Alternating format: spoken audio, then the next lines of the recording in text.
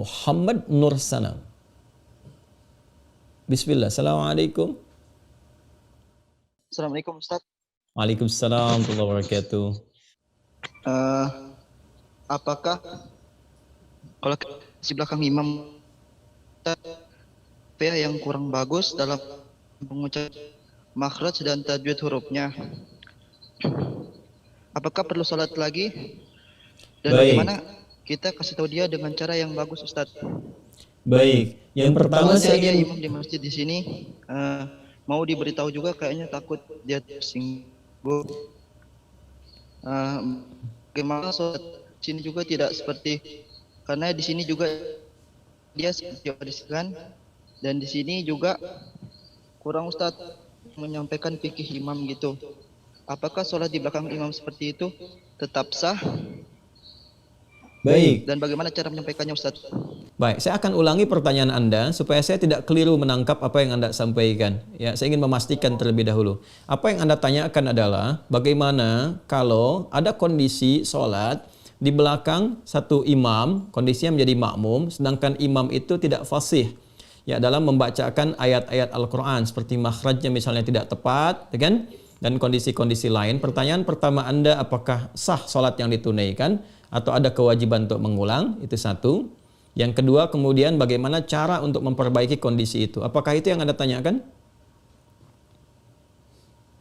Iya Ustaz. Baik, saya akan batasi pada apa yang Anda utarakan. Ustaz di sini juga. Baik, baik. Yang pertama, jika kita mendapati kondisi demikian, maka idealnya begini. Saya ingin sampaikan kondisi ideal supaya memahami fikih imam terlebih dahulu. Seseorang ditetapkan atau diangkat atau dipersilahkan menjadi imam ketika diketahui ya dan dipastikan bahwa syarat-syarat menjadi imam itu terpenuhi. Apa di antara syarat-syaratnya? Pertama, memahami fikih salat. Ya, jelas karena imam itu pemimpin dari salat. Kalau nggak paham apa yang dikerjakan, bagaimana bisa memimpin? Ya kan? Itu memahami fikih salat. Yang kedua adalah bagus ya dalam bacaan-bacaan yang dia bacakan. Ya, karena nanti bacaan-bacaan imam itu termasuk yang mengcover bacaan makmum dan gerakan diikuti. Jadi paham tentang fikih salat, bagaimana mengerjakan dari awal sampai akhir karena diikuti imam itu. Yang kedua, bacaannya bisa mewakili makmum. Itu yang tercover dalam hadis Nabi SAW, "Innama ju'ilal imamu liyutamma bih, fa qira'atul imami qira'atul ma'mum." Ya, adapun imam dijadikan untuk diikuti. Bagaimana kita bisa mengikuti? Kalau imam memahami sehingga benar dari awal sampai akhir. Ini juga filosofinya dalam kehidupan. Kalau kita ingin mengangkat imam dalam kehidupan kita misalnya, apapun itu. Ya, baik itu di keluarga dan sebagainya, harus paham dulu tentang kewajiban-kewajiban yang melekat kepada imam itu sehingga kita bisa mengikuti yang benar, pastikan yang benar. Anda profesinya guru misalnya, itu imam bagi murid-muridnya, wali bagi mereka.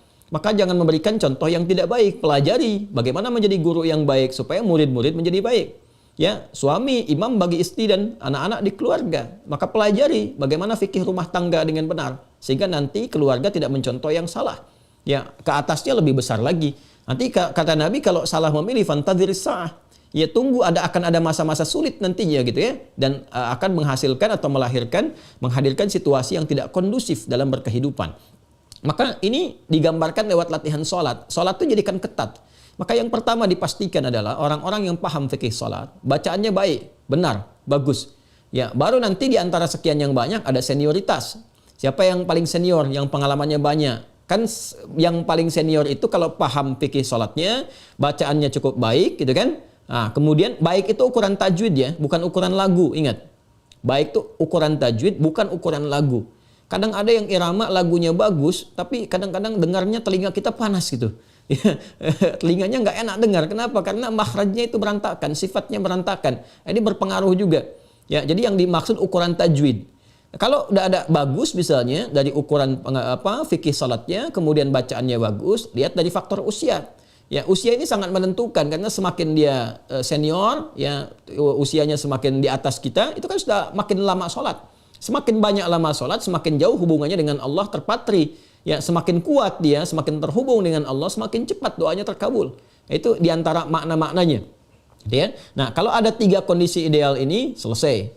Makanya sebelum menentukan imam itu, ya, maka harus dipahamkan dulu tentang fikih imam. Baik, kalau sekarang kita sudah masuk ke satu lingkungan, ternyata didapati kondisinya seperti itu, bagaimana? Ya, kalau kita merasakan parah ini sifatnya, maka di situ kita diperkenankan untuk mengulang. Bahkan nanti kalau mengetahui benar-benar ada yang keliru, salah makna dan sebagainya, ada kewajiban untuk mengulang. Ya, kondisi-kondisi demikian. Adapun bagi makmum yang tidak tahu, ya sudah berjalan seperti biasa, makmumnya nggak ngerti gitu. Yang taunya pokoknya ini yang terbaik, ya. Maka mereka ma'dzur. Ya, ditoleransi itu karena ketidaktahuannya. Rufi'al qalam, ketidaktahuannya. Tapi bagi Anda yang tahu, setelah Anda mengulang salatnya, Anda punya kewajiban untuk memberitahu bagaimana caranya. Kembali ke Quran surah ke-16 ayat 125. Pelajari karakter orangnya. Ya, kadang-kadang kan ada orang yang sudah merasakan dia benar, sudah lama kan, sehingga kalau sesuatu yang sudah mengakar lama itu kadang tidak mudah untuk diluruskan. Maka caranya bagaimana? Ya, caranya Anda bisa mendatangkan orang lain yang lebih fasih, lebih baik dengan mengusulkan. Bukan mengusulkan untuk mengganti, ya, mengusulkannya bagaimana? Misalnya tentang kita belajar, ya, diusulkan oleh Anda bagaimana kalau kita belajar jangan hanya imamnya yang pandai bacaan, ya, dengan cara yang baik. Kami juga ingin pandai-pandai bacaan supaya bisa jadi imam di rumah dan sebagainya. Anda ngusulkan, boleh nggak kalau kita ngaji dengan ustadz-ustadz kita mengundang untuk mengajari kami kalau imam tidak sempat punya waktu semuanya. Jadi imam juga merasa terangkat, terhormat, kita datangkan yang lain pada saat yang bersamaan ketika datang orang yang mengajar, imamnya ada, atau diperkenankan kemudian membaca sholat, dia bisa mengerti, itulah memahamkan dengan hikmah. Ya, tidak, dan kita ingat ya, memberitahu orang yang belum tahu itu, ya, bukan dengan cara yang kontraproduktif. Ya, apa dengan misalnya menghukumi, atau mencaci, atau misalnya berprasangka negatif, itu jauhi semua itu. Ya, orang belum tahu itu diberitahu. Dan cara memberitahu itu ada seninya, ada jalannya juga. Saya ingin ambil contoh begini, kasusnya agak mirip-mirip dengan apa yang Anda alami. Ini saya alami sendiri, karena itu saya berbagi dengan Anda. Satu kali, saat saya awal datang pertama ke Indonesia, ada satu tempat tuh yang saya bimbing. Itu tempat itu ada berkumpul pejabat-pejabat gitu, yang rata-rata juga sudah pensiun. Nah, kadang lupa jabatan dunia itu dikiranya itu juga sama dengan jabatan akhirat. Jadi kalau di kantor jadi imam, di masjid harus jadi imam. Nah, ini yang menarik, begitu awal saya datang ke situ, wah ini menarik nih, ada persaingan imam positif tuh. Bagus menurut saya. Jadi kita kalau melihat dengan rahmat itu, ya semua ada peluang kebaikan. Wah ini bagus sih saya pikir. Ya, Masya Allah, ini pengen di kantor imam, di masjid pengen jadi imam. Hanya kadang-kadang gitu, telinga kadang panas kok dengarnya begini. Ada yang keliru, ada yang macam-macam. Lalu saya coba sampaikan, karena kita datang kan untuk mengajar, Ustadz gitu kan, sampai ke situ. Ya, Masya Allah Pak, saya bilang, Bapak luar biasa jadi imam. Ya itulah Ustadznya. Hanya begini saya sampaikan, Pak. Jadi imam itu kan ada kualifikasinya, ya, ada syarat-syaratnya. Bacaan-bacaan kita itu harus baik, harus memahami. Dan jawabannya juga bagus. Justru Ustadz, saya ini jadi imam supaya tahu kalau saya salah bisa dibenarkan makmum. Nah ini berarti masalahnya fikih. Ada keinginan jadi imam, cuman belum tahu jalan. Kita apresiasi itu. Saya bilang bagus Pak. Nah supaya Bapak pilih yang mana? Banyak dibenarkan makmum atau Bapak nggak usah dibenarkan oleh makmum? Ya taunya harus bagus. Nah, saya berikan caranya Pak, tipsnya. Bapak jadi imam, ya, yang nggak akan dikoreksi oleh makmum. Ya, sambil menunggu itu kita mantapkan juga supaya bacaan Bapak lebih bagus. Mau tuh. Caranya bagaimana Ustadz? Hari ini saya akan tempatkan Bapak tetap dalam posisi imam karena saya diperkenankan untuk mengatur di masjid itu. Ya, saya bilang Pak, Bapak tetap jadi imam, nanti spesial zuhur dan asar. Zuhur dan asar. Maghrib, isya, subuh, ya, itu nanti saya dan santri yang pimpin. Jadi Bapak nanti sambil Bapak ngimamin, saya berikan waktu spesial untuk tahsin, ya, sama santri-santri ini supaya disupport. Pokoknya Bapak senang baca apa, itu kemudian kita supportkan dulu. Ya, perbaikin, tapi tidak menurunkan statusnya sebagai imam. Tetap Bapak nanti imam, ya, di duhur dengan asar. Duhur asar kan bacaannya sir, bukan jahar. Siapa yang mau luruskan orang baca sir? Jadi, ya itu dia baca pokoknya duhur dengan asar jadi imam. Jadi kita nggak turunkan statusnya tetap sebagai imam, saat bersamaan tingkatkan kualitasnya. Ya, dan itu sepakat.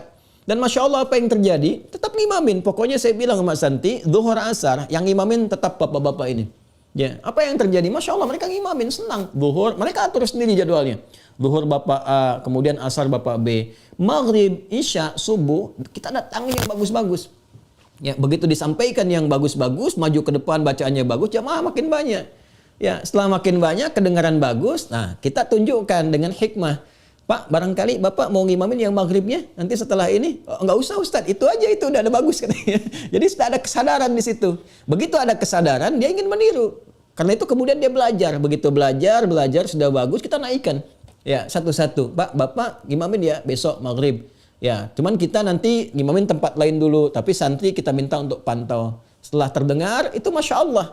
Ya, mau tanya kembali. Ya, awalnya enggak Ustaz, enggak Bapak sudah bagus, naik dulu. Begitu sudah naik, sudah bagus, tanya ke santri bagaimana. Kita tanya bagaimana hasilnya, bagus, baik. Kita supportkan dan Masya Allah sejak saya itu semakin semangat, bisa ngimamin di tempat lain. Itulah hikmah.